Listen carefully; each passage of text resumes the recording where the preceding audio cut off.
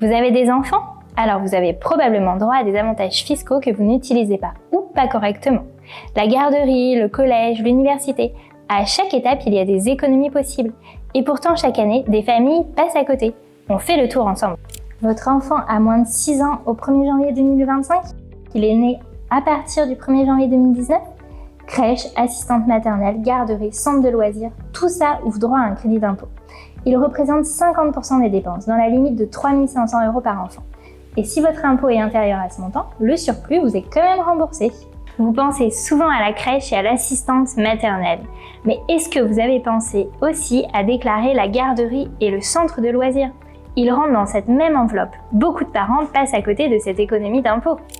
Votre enfant est au collège, au lycée ou étudiant? Il existe aussi une réduction d'impôt forfaitaire. 61 € au collège, 153 € au lycée, 183 € par enfant dans l'enseignement supérieur. C'est automatique, modeste mais s'étendra, autant ne pas le rater. Vous avez 2 enfants, 3 enfants, plus? Chaque enfant à charge vous donne une demi-part supplémentaire. À partir du 3e, c'est même une part entière.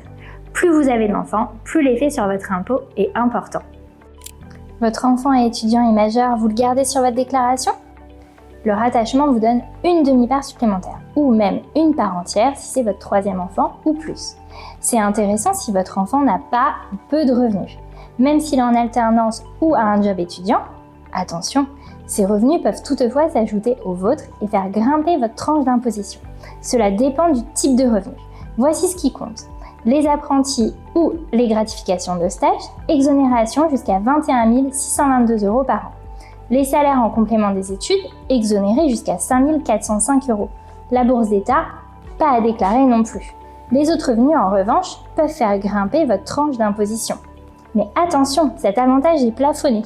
Au-delà d'un certain niveau de revenu, le gain fiscal ne progresse plus.